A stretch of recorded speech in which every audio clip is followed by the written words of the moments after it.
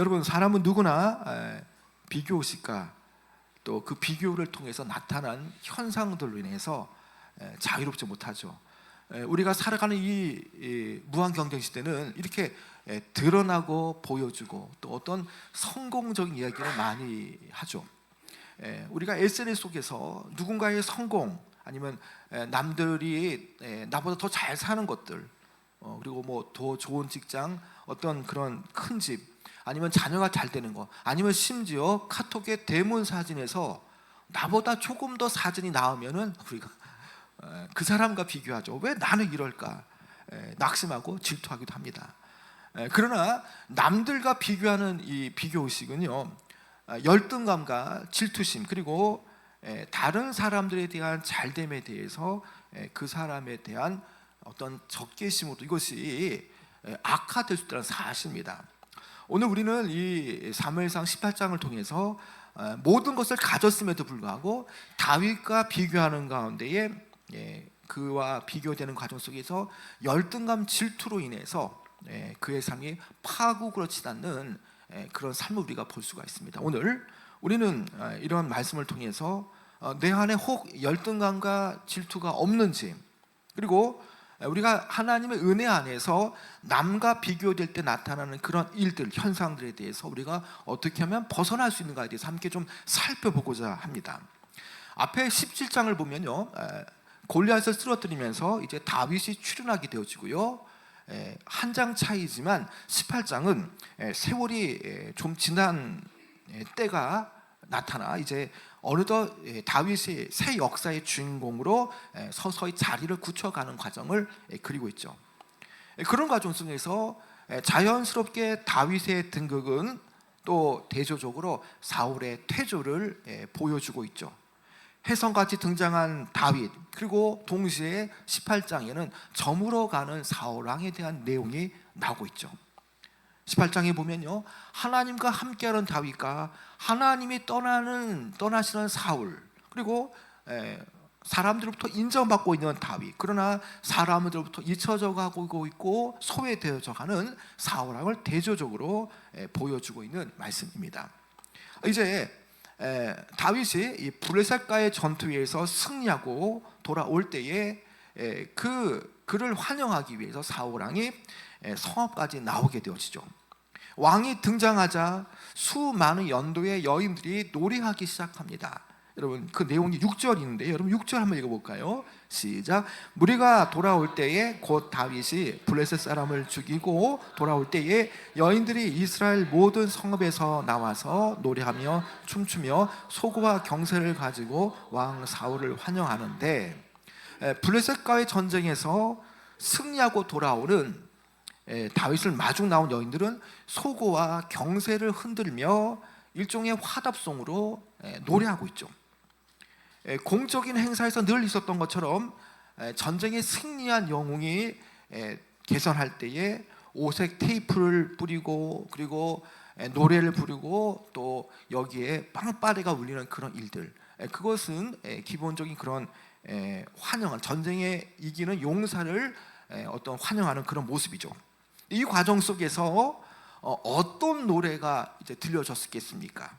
여러분 7절인데 오늘 만씀의 중심인데 여러분 7절도 한번 읽어볼까요? 시작. 여인들이 뛰놀며 노래하여 이르되 사울이 죽인 자는 천천히요 다윗은 만만히로다 한지라. 여기에 보면 사울이 죽인 자가 천천히고 다윗은 만만히로다라고 말하죠. 사실 천천과 만만은 물론 큰 차이가 나지만 이 여인들이 부르는 노래의 내용을 보면 단순히 많다라는 것을 나타내기 위해서 사용되어진 그런 단어라는 것을 생각해 볼 수 있죠. 이 노래는 왕으로서 사울, 그리고 전쟁의 용사로서 다윗이 블레셋과의 전쟁에서 승리한 업적을 공동으로 성취했기 때문에 그 두 사람을 동등하게 환영하는 의도로 불려진 것으로 이렇게 보여지죠. 여인들은 이 전쟁에서 하나님의 여호와 하나님의 전쟁의 승리를 기뻐하며 이 두 영웅들을 축하하며 순수한 마음으로 노래를 했을 겁니다. 사실 일반적으로 왕은 인기 있는 군주였고 또 이런 식의 갈채를 그는 많이 받아왔죠. 이미 다윗이 등극하기 전에 사울 또 여러 번 블레셋과의 전투에서 이겼기 때문에 이러한 환영의 퍼레이드를 그는 많이 받아봤습니다. 그러나 오늘은 모든 것이 바뀌었습니다. 사울이 이 노래를 들을 때에 그가 귀로 들은 것은 똑같은 일상의 어떤 축하의 퍼레이드의 노래였지만 그는 이때에 이 여인들의 노래에 대해서 아주 질투라는 감정으로 들었던 것이죠. 그 이유는 다윗이 자신보다 더 높거나 동등하게 들려졌다는 것이죠. 그 노래가. 그래서 자신은 천천히고 어떻게 다윗이 만만히 될 수 있냐라는 마음으로 그 노래를 듣는데 그 노래의 노랫말이 마치 비수처럼 가시처럼 그의 마음에 이렇게 꽂히게 됐죠. 사실 두 사람은 전쟁에서 각각 다른 역할을 맡았지만 큰 틀에서는 함께하지 않습니까? 이 전쟁에 보낸 사람은 왕인 사울이죠. 그는 이 나라를 대표해서 이 군의 총사령관으로 임했고 실제적인 그 전장에서는 다윗이 전장을 누비면서 전쟁에 승리했던 것이죠. 그러니까 블레셋과의 전쟁에서 승리는 두 사람이 다 같이 협동을 해서 했던 그런 전쟁의 승리의 결과물이죠. 그런데 이들 사이에 물론 다윗은 그런 마음이 없었겠지만 이들 사이에 전혀 경쟁이라든지 아니면 긴장이라든지 이런 어떤 하등의 이유가 없음에도 불구하고 지금 이 여인의 노래를 듣고 지금 아주 심각하게 사울은 그 노래를 듣고 정말 질투라는 마음이 들게 되어졌던 것이죠. 사울이 이 노래를 들을 때에 자신이 다윗보다 더 뛰어나지 못하다는 식으로 이 노래를 받아들였다는 겁니다. 자, 여러분 이 7절의 노래는요 사울의 깊은 내면에 있는 마음의 어떤 그런 생각들을 우리가 찾아낼 수 있죠. 다윗과의 비교를 통해서 나타난 어떤 일종의 열등감 그리고 질투 그리고 그가 승승장구해 나가는 과정 속에서 그에 대한 어떤 두려움이 고스란히 이 노래를 통해서 그의 마음에 드러나고 있는 것이죠. 그래서 사울 왕은 이 노래에 대해서 어떤 생각을 품고 있습니까? 여러분 8절 한번 읽어볼까요? 8절 자 시작. 사울이 그 말에 불쾌하여 심히 노하여 이르되 다윗에게는 만만을 돌리고 내게는 천천만 돌리니 그가 더 얻을 것이 나라 말고 무엇이냐 하고, 자, 여기에서 이 노래에 대해서 8절 상반절에 보면 사울이 그 말에 불쾌하여 심히 노하여 라고 말하죠. 그가 그렇게 그 노래를 들을 때에 심히 불쾌하여서 노하였다는 겁니다. 불쾌하였다는 의미는요 어떤 공포나 아니면 두려움 속에서 마음이 깨어져 상하는 어떤 그런 태도죠. 즉 이 단어는 어떤 단지 감정상만으로 어떤 불쾌하다는 것이 아니라 사울이 가지고 있는 그런 어떤 것에 대한 두려움이 어떤 극도의 경계심으로 노하고 불쾌하는 마음으로 이렇게 지금 이것이 투영되고 있는 것이죠. 본문은 여인들이 다윗을 찬양하는 노래가 사울을 심히 두렵게 했다는 의미로서 지금 다윗을 증오하게 되어진 그 배경이 어디서 비롯됐는가를 말할 때 이 여인의 노래로부터 시작되었다라고 이렇게 말하는 듯하죠. 지금 사울은요 아주 불안정한 내면을 가지고 있습니다. 이미 자신과 하나님과의 관계가 멀어졌다는 것을 알고 있죠. 어떤 식으로요? 그가 왕으로서 사무엘이 늦게 오는 관계로 전쟁을 치르기 전에는 항상 하나님 앞에 제사를 드는데 사무엘 선지자가 늦게 오는 관계로 그가 사무엘 없이 그 왕으로서 임의로 제사를 드렸지 않습니까?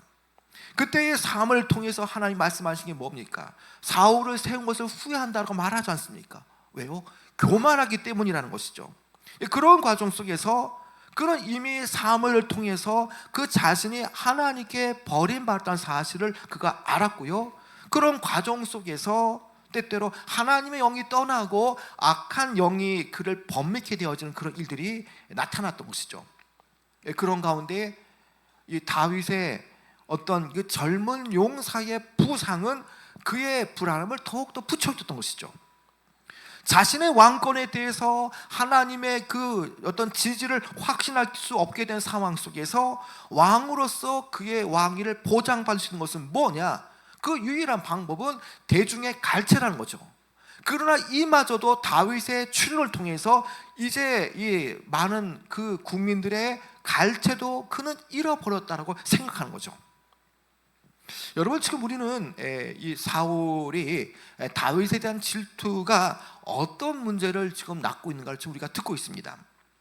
여러분, 타인에 대한 시기는요, 어떤 질투는 그냥 그것만으로 끝나지 않지 않습니까? 이 질투는 계속적으로 연속적으로 또 다른 문제를 낳게 되어지죠. 여러분, 질투는요, 질투로 끝나는 게 아니라 그 질투 속에는요, 두려움을 동반하죠. 사무엘상 18장에 여인들이 불렀던 노래 이후에 사울은 다윗을 두려워하였더라고 하는 그 구절이 무려 3번에 걸쳐 나타납니다. 질투를 한 결과가 다윗을 두려워한 거죠. 부러워했던 아니면 비교식을 통해서 자신보다 낮게 여겼던 그 다윗에 대해서 두려움을 가지고 있다는 겁니다. 우리가 시간상 다 읽지 않았지만 12절에서 여호와께서 다윗과 함께 하심을 보고 그를 두려워했고요, 15절에서는 다윗이 지혜롭게 처신하는 것을 보고 두려워했고요, 29절에서는 모든 상황과 모든 형세가 다윗의 손에 의해서 항상 이렇게 번영케 되는 것을 볼 때에 더욱 두려워했다라고 했습니다. 이 때문에 다윗은요, 어떤 그 사울의 충성스러운 신복되는 것 외에는 어떤 결코 다른 것을 의도하지 않았음에도 불구하고 어떤 사울의 그 두려움 속에서 계속적으로 적대적으로 대안받는 그런 일들이 일어나게 되어지는 것이죠. 여러분, 질투는 이처럼 우리로 하여금 두려움을 만들죠. 여러분과 저의 마음은 때로는 어떻습니까? 남보다 내가 더 높아지기를 원하죠. 다른 사람들이 나보다 높아지는 것을 물론 인정하겠지만, 그러나 때에 따라서는 호의적으로 받아들이지 않을 때가 있죠. 그리고 자신보다 남이 높아짐에 대해서 어떤 강한 도전의 가능성을 보고 그 과정 속에서 우리는 때때로 두려움을 가지게 되어집니다. 이 시기와 질투는 분명 다윗과의 어떤 비교의식에서 비롯되었던 것이죠.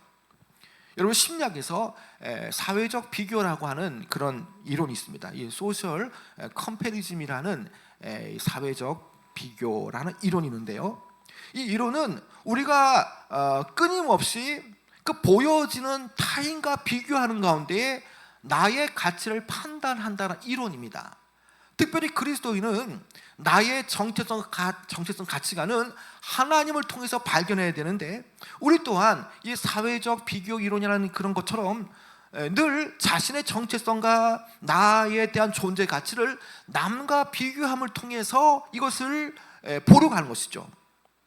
지금 사울은 다윗과의 그 비교를 통해서 자신의 존재 가치와 왕으로서의 정체성에 위협받는다라는 사실로 이렇게 그가 지금 이렇게 느끼고 있는 것이죠. 여러분, 우리도 때로는 사울처럼 하나님의 은혜가 큼에도 불구하고 다른 사람의 만만을 바라보다가 내게 주신 나의 천천을 초라하게 느낄 때가 많다라는 겁니다. 사실 여러분, 만만도 크지만 천천은 얼마나 큰 숫자입니까? 고린도후서 10장 12절에는 이렇게 잘못된 비교식을 이렇게 말씀합니다. 자기를 칭찬하며 자기로서 자기를 헤아리며 비교하는 자들은 지혜가 없도다. 여러분, 분명하게 자기를 헤아릴 때에 고린도후서 10장 12절의 말씀처럼 그 자기를 헤아리고 자기를 나름대로 이렇게 좀 볼 때에, 바라볼 때에 비교하는 자들 통해서 이렇게 바라본다는 것은 지혜가 없도다라고 말하지 않습니까? 결국 우리의 자리와 우리의 재능은요, 그리고 우리의 사명은 주께로부터 비롯된 것이기 때문에 남들과 비교함을 통해서 내 것을, 내 자리를, 내 위치를 작게 여긴다면, 아니면 가치 없는 것을 여긴다면, 그것은 하나님께서 주신 은혜와 하나님께서 그 자리에서 그리고 그 일을 하게 하신 하나님의 주권을 의심하게 만드는 사단의 속임수에 넘어가고 마는 것입니다. 교인들 가운데 이런 고민하는 성도들을 가끔씩 만날 때가 있습니다. 목사님, 저는요 늘 이렇게 원하지 않지만 늘 다른 사람과 이렇게 비교하게 됩니다. 같은 부서에서 누가 더 빨리 진급하고 누군가가 더 칭찬받게 되어지면 나도 모르게 나는 그 사람에 대해서 미워하게 되어집니다. 어떻게 하면 좋겠습니까? 뭐 이런 고민들이죠. 남이 잘 되면 시기가 일어나고 남이 실수하고 안 되면 거기에 안도감을 찾는 모습이라는 거죠. 그러니까 그리스도인으로서 사실 좀 부끄럽지만 계속되는 이런 모습이 싫다라는 거죠. 여러분, 이런 내용은 솔직히 우리가 들추기 싫은 우리의 연약한 모습이 아니겠습니까?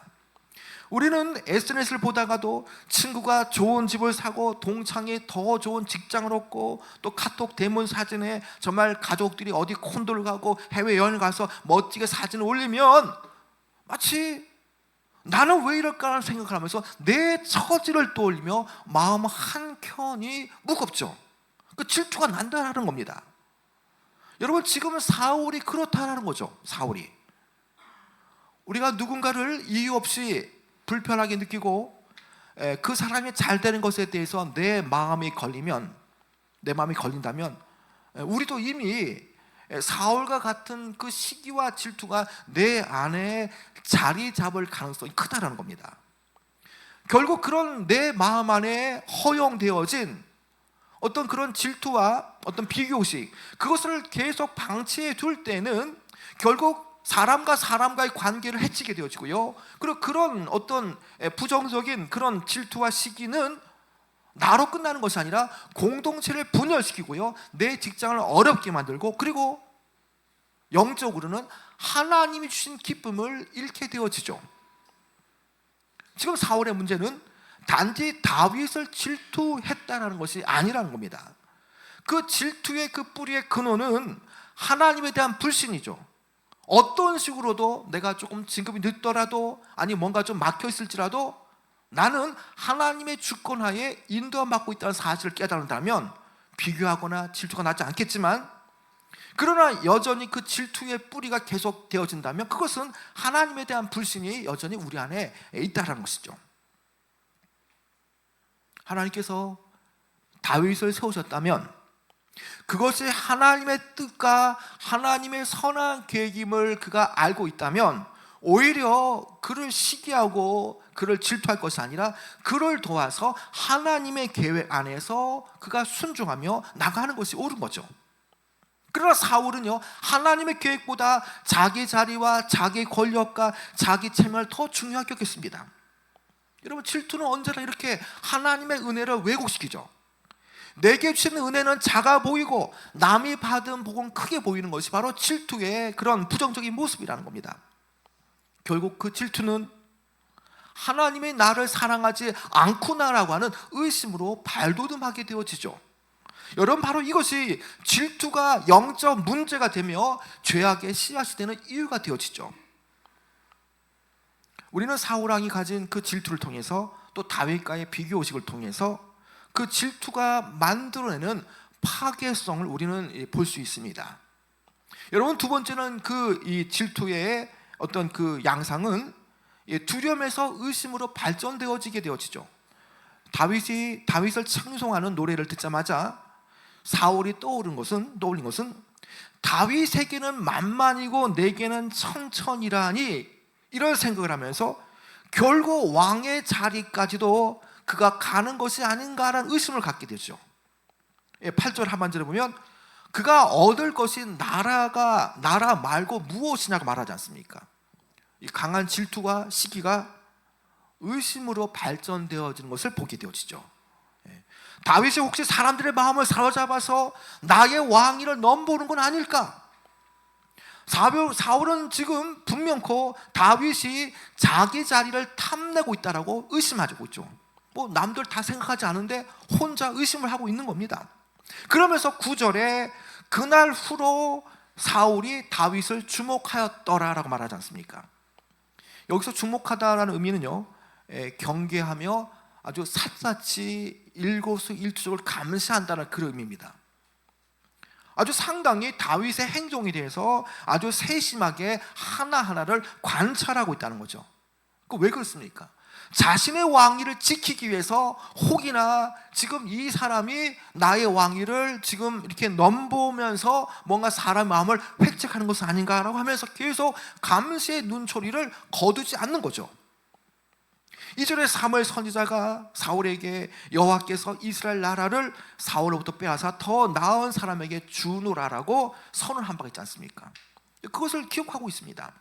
아마 그 일 이후로 사울은요, 줄곧 주변을 돌아보면서 내심 내게서 왕위를 빼앗을 녀석이 누굴까라면서 이 경쟁자를 아마 의식했던 것 같습니다.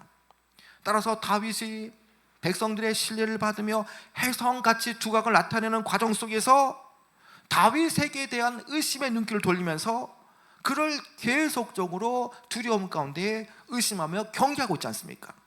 그리고 사울은 내심 그래, 이놈이 바로 사무엘이 말했던 그놈이 틀림없을 걸 생각하면서 계속적으로 다윗을 주목하면서 심지어 그를 제거하려까지도 마음을 품고 있지 않습니까? 여러분, 이제 이 세 번째 단계는, 이 질투의 세 번째 단계는 적개심을 드러냅니다. 적개심. 질투로 인해서 나타난 첫 번째가 남과 비교했을 때에 질투가 나고 시기가 났을 때에 그 사람에 대한 두려움이 나타나죠. 그 사람에 대한 두려움이 계속적으로 의심으로 바뀌어지게 되어지고 마침내 그 사람을 향한 적개심이 분출하게 되어집니다. 이제 사울은요, 자신의 불안을 다윗에게 이 프로젝션, 이게 투영하게 되어집니다. 자신의 어떤 내적 결핍, 그에게는 없고 다윗에게 있는 그런 것에 의해서 어떤 그런 적개심을 그 다윗에게 이것을 적으로 규정하고 이것을 씌우지 않습니까? 아주 공격적인 태도를 보이는 것이죠. 정신이 그동안 온전치 않았던 사울은요, 툭하면 분노를 내뿜곤 했었습니다. 누구든지 걸려들기만 하면 용서하지 않겠다는 그런 마음으로 그가 이렇게 왕위를 누리고 있는 것이죠. 이런 가운데에 다윗의 인기는 그의 어떤 그 성질에 이제 기름을 붓게 되어지는 것이죠. 사울은 이를 갈았습니다. 그리고 그에 대한 적개심은 이제 다윗의 목숨을 노리는 데까지도 나가게 되어지죠.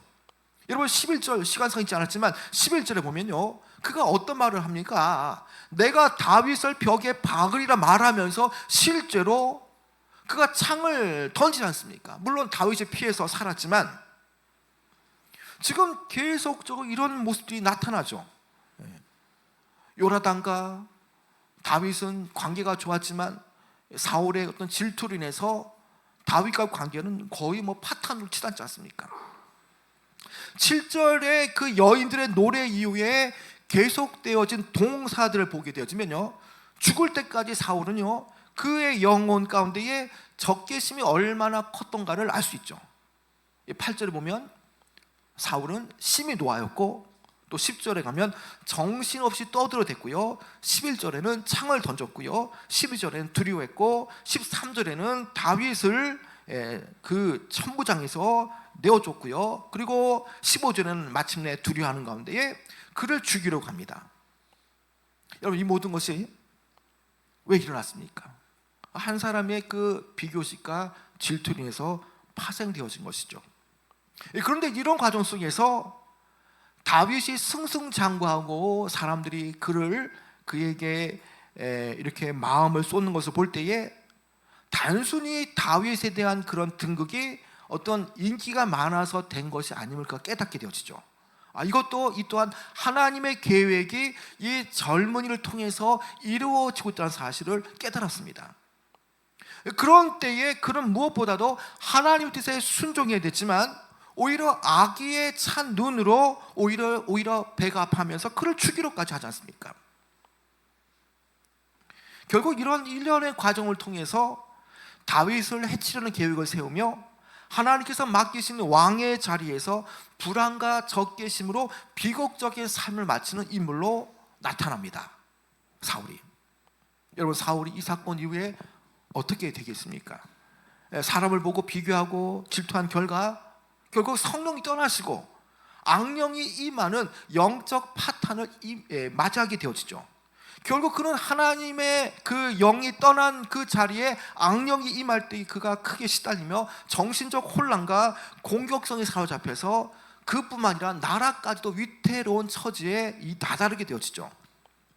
여러분, 이처럼 질투는요, 남과 비교하는 잘못된 그런 모습들은요, 타인을 어렵게 만들기 전에 먼저 나를 병들게 만든다는 겁니다. 여러분, 결국 질투는 스스로 파멸로 몰아넣는 죄의 사슬이 되어진다는 것이죠.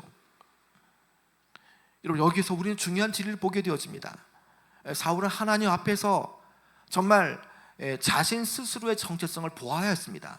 그러나 그는 하나님 앞에서 자신이 어떠한 존재인가를 보기보다는 사람들 앞에서 자신을 보기를 원했던 것이죠. 그 결과가 바로 하나님의 도구인 다윗을 적으로 착각하고 말았던 것이죠. 여러분, 하나님께서 사울에게 주신 천천도 사실 얼마나 큰 은혜입니까?